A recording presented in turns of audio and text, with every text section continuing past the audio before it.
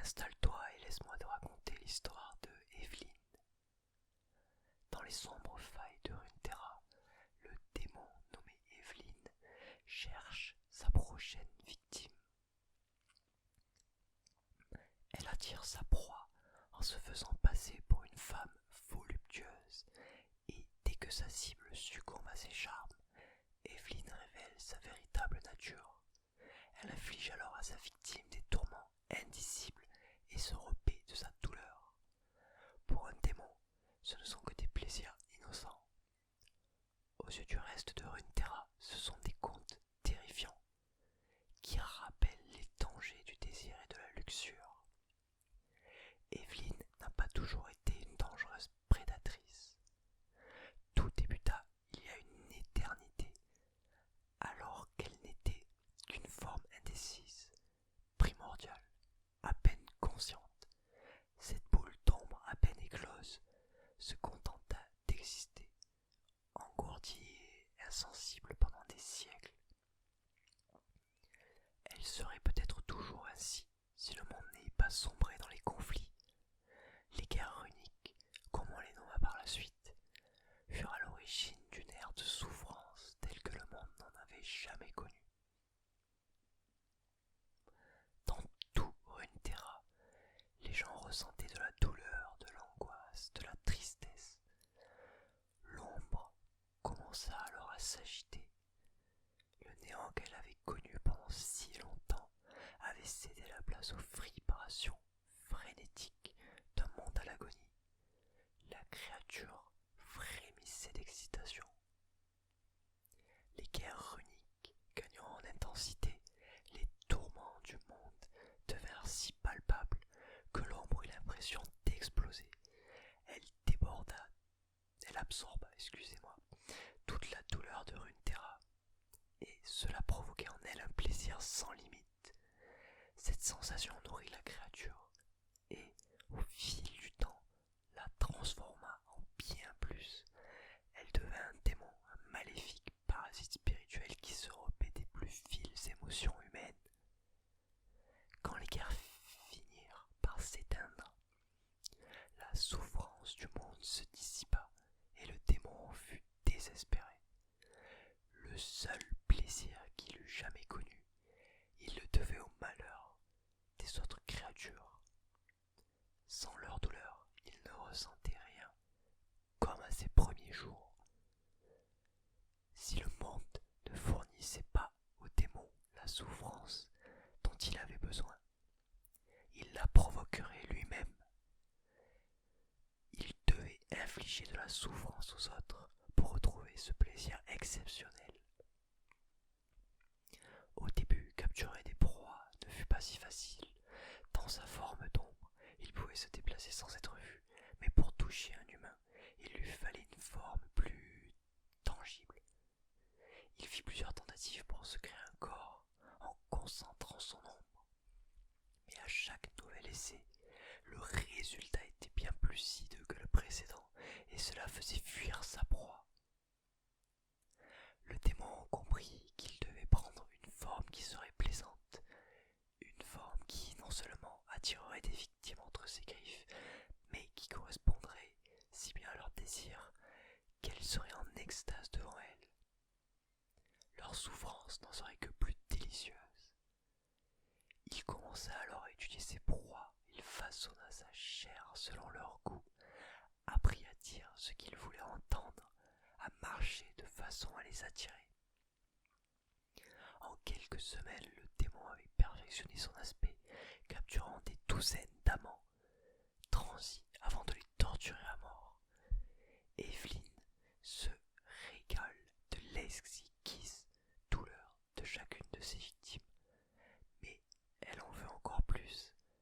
Les désirs d'un humain sont trop limités et ils meurent toujours beaucoup trop vite. Leur douleur n'est que très fugace, pour qu'elle n'en tire plus que de quelques miettes de plaisir, juste suffisantes pour tenir jusqu'à sa prochaine proie. Elle rêve du jour où elle plongera le monde dans le chaos qui lui permettrait de revivre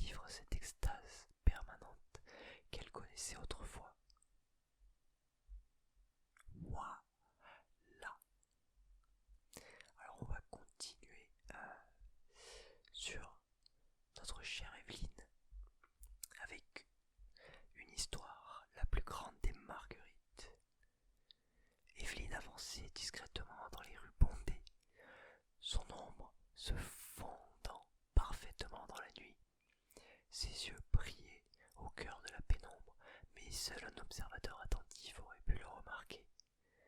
Des ivrognes mêlés à des marais et à des catins discutés dans une ruelle voisine, sans savoir qu'un démon les observait dans l'obscurité.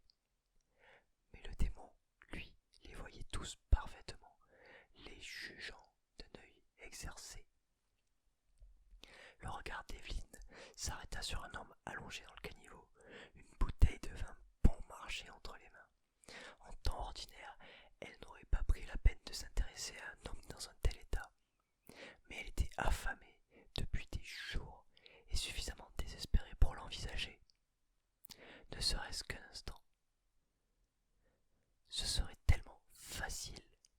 Elle n'avait qu'à la tirer dans l'une des nombreuses ruelles alentour, assez loin de la pâle lumière projetée par les lampadaires.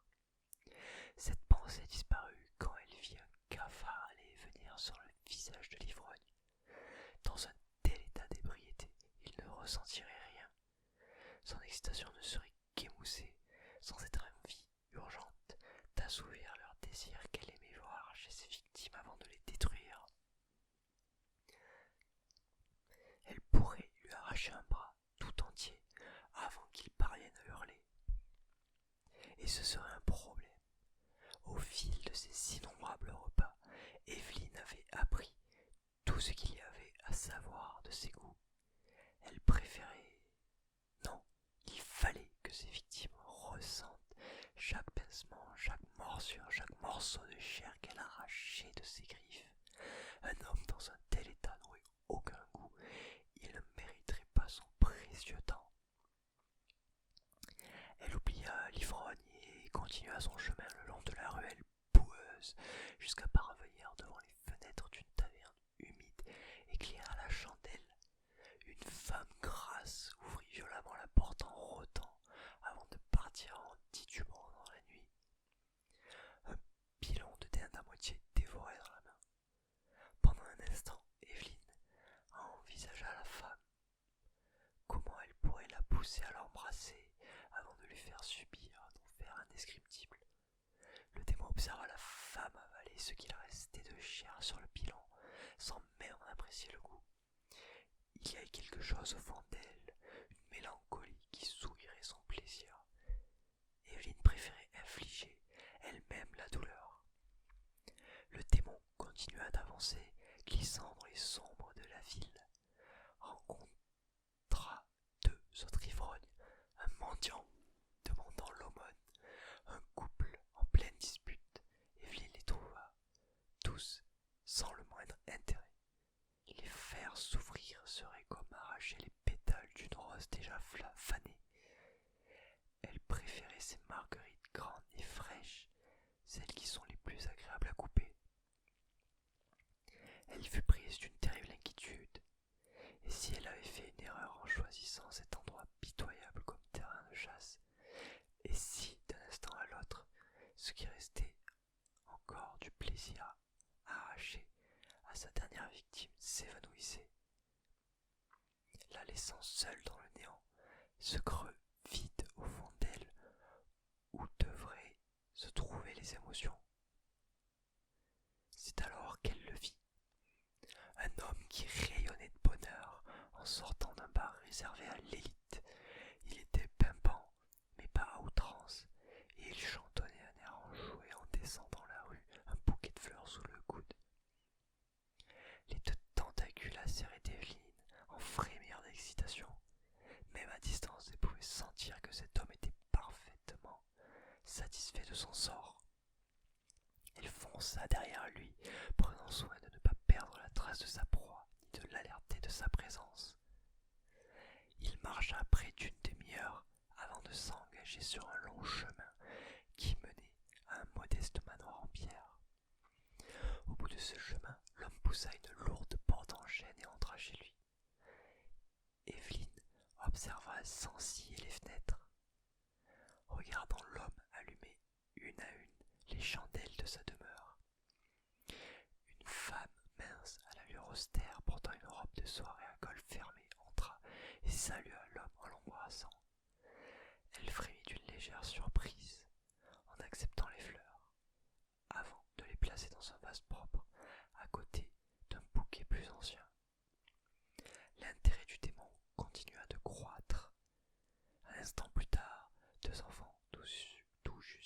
sortis de couche, arrivèrent en courant et jetèrent leurs bras autour des jambes de l'homme, de grands sourires aux lèvres. Cette scène décrivait un bonheur domestique parfait, mais Evelyne savait très bien ce qu'elle découvrirait en grattant un peu sous la surface. Elle attendit patiemment que les bougies s'éteignent l'une après l'autre, jusqu'à ce que seul le salon reste allumé. L'homme était seul, installé dans une chauffeuse, tirant sur sa pipe. Evelyne sortit des ténèbres, donnant à ses membres d'ombre l'aspect de la chair. Ses cires démoniaques disparurent de son dos, dévoilant une forme de femme aux courbes, trop généreuse pour qu'on puisse les ignorer. Ses hanches balançaient doucement alors qu'elle traversait la pelouse pour rejoindre la fenêtre. Elle n'était plus qu'à un pas du châssis quand elle vit l'homme se lever précipitamment en la voyant, faisant presque tomber la pipe qu'il avait dans la bouche. Evelyne lui fit signe du doigt, l'invitant à le rejoindre à l'extérieur. L'homme se glissa jusqu'à la porte et l'ouvrit, curieux d'en savoir plus sur cette étrange beauté qui rôdait devant sa fenêtre. Il s'approcha d'elle avec une certaine appréhension, mais plus encore d'anticipation. « Qui êtes-vous » demanda-t-il timidement. « Je suis tout ce que vous désirez que je sois », l'assura le démon. Alors qu'Evelyne plongeait son regard dans les yeux de l'homme, elle sonda les profondeurs de son âme et trouva exactement ce qu'elle cherchait. Ce léger sentiment de mécontentement qui perdure même chez l'homme le plus heureux. Nous y voilà, pensa-t-elle, tout ce qu'il désire et ne peut pas avoir. Ma famille, commença l'homme incapable de formuler complètement sa pensée. Le démon s'approcha de son oreille. Chut, tout va bien, lui murmura Evelyne. Je sais ce que tu veux, et la culpabilité que tu éprouves à le vouloir. Ignore-la. Elle recula. L'homme était désespérément captivé. Est-ce que je peux vous savoir, demanda-t-il, honteux de sa propre effronterie, mais submergé par le plaisir de la prendre là, tout de suite, sur la pelouse. Bien sûr, chérie, c'est pour ça que je suis là, répondit-elle. Il toucha son visage du bout des doigts, caressa sa joue. Elle retint sa main sur sa peau, laissant échapper un petit rire. Cet homme doux, tendre, heureux, lui appartiendrait ce soir.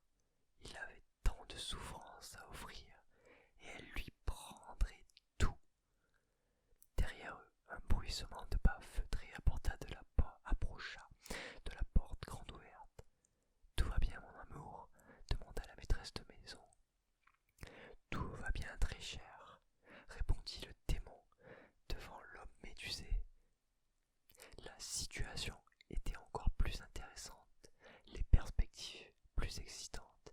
Elle avait les pétales d'une marguerite en pleine maturité à arracher, et une autre fleur allait s'épanouir en la regardant faire. Voilà, je vous ai donc lu la bio de Evelyne et également une petite histoire sur elle. Donc j'espère que cette vidéo vous a plu et n'hésitez pas à me dire si vous en voulez d'autres. Et petite info également pour ceux qui sont encore là et qui ne se sont pas endormis. Je devrais assez bientôt, je pense